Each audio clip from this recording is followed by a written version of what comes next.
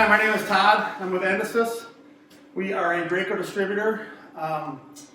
We do everything from standard equipment to plural component, out ratio mixing, custom equipment. Today we're looking at the XM70.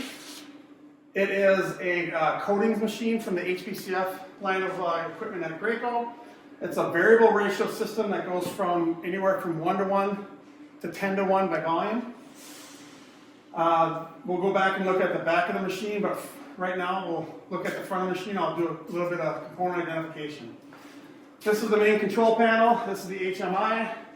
We can see right now that we're running at a 1.99 to 1, which the setting is at a 2 to 1. Down here are some of the pneumatic controls for the solvent lines and the air motors in the back. We have inline heaters for both the A and the B. This machine is a dosing machine. So we have the dosing valve for the A and the B, goes into the mix manifold. This is what we call a mix at the machine. We have 25 feet of spray hose and 10 feet of whip hose out to an XCR gun. Today we used a 521 tip for our demonstration. All right. One thing to note on the Graco HMI, this is the Graco control architecture. It does record all of your settings. So you'll get a downloadable on a USB drive, and you'll be able to download all the settings and all your spray settings and all the data from while you're spraying, so you can keep control of it. Now you see that we're at a 1.99 to 1. That's a variable ratio setting. Like I said before, we can set it up from a 1:1 to a 10:1. With the Graco control architecture, it utilizes pressure transducers for ratio assurance. So if you do go off ratio, run out of material, kink a hose, anything like that, it'll automatically shut down and stop spraying. All right, this is the back of the machine. We have our control distribution box for all of our heaters. These are the King XL air motors that independently operate the A and the B. They are a constant pressure up to the dosing valve, and the dosing valves are what do the metering compared to an XP70, which has one drive and 2 lower units. Down below we have the extreme pumps. With this material, we've upgraded to ceramic balls for durability. This air motor right here is for the solvent flush. We have a separate solvent flush tank down at the bottom. Now on the back side here, we have 2 identical tanks, one for the A and one for the B. Depending on the material, with this material, we needed to have transfer pumps, 5:1 Monarch transfer pumps, which helps aid the material up to the motors and the heaters. These tanks also have outlets down at the bottom. They are glycol heated tanks, so you independently set each tank for the temperature that you want. And then it transfers from the pump to the motor. Inside the tanks, we have the Graco Extreme Duty Agitator, which is an upgrade to the standard agitator. Does a very good job of circulating that material, mixing that material while you're warming it up.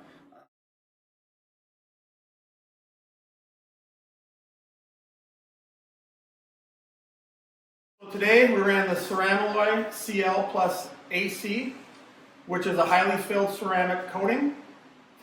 We ran it at a 2:1 by volume ratio. We started with temperatures around 130 to 110. Sprayed very well with a 521, 525, 527 tip. We went down to a 519 tip and it clogged. So our recommendation is to stay up in that higher range. Our pressures are in the 5 to 5,000 PSI. Now remember, our dynamics here are the temperature, the viscosity of the material, and the amount of mix hose that we have. We may very well go up to 50 feet of the mix hose with a 10-foot whip, which may change our characteristics a little bit to maybe some higher pressures. Tip dynamics, we have experience with much larger tips.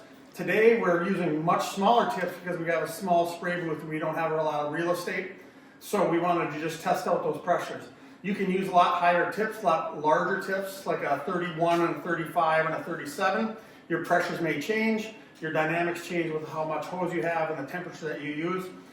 So today with the Ceramaloy CL plus AC, we ran it at a 130 on the base, 130 Fahrenheit on the base, and a 110 on the activator. Once the material is at temperature, then we can come over to the mix block. We can start opening our valves, and we'll go through. You'll go through the manual or your distributor to show you how to do that. But at this point, now you're at temperature. Now you can start setting your pressures for the material, flush out your solvent line, and start getting material out to the gun. When we do have material out to the gun, we call it you're either spraying or you're flushing. So with this material, the material manufacturer suggests around 10 minutes. That if you're going to go on a lunch break, you definitely need to flush. If you have more than a few minutes, that's where I talk about you're either spraying or you're flushing. Don't put it down, don't go answer a phone call, things like that. The material will set up from this point up to the end of the gun if you are much more than that 10 minutes. So kind of have that philosophy of you're spraying or you're flushing. This is an introductory video. I don't intend this to be a full training video, but I did want to talk about beginning the day startup a little. So with a material like this, we're getting to 130 degrees Fahrenheit on the base and 110 on the activator.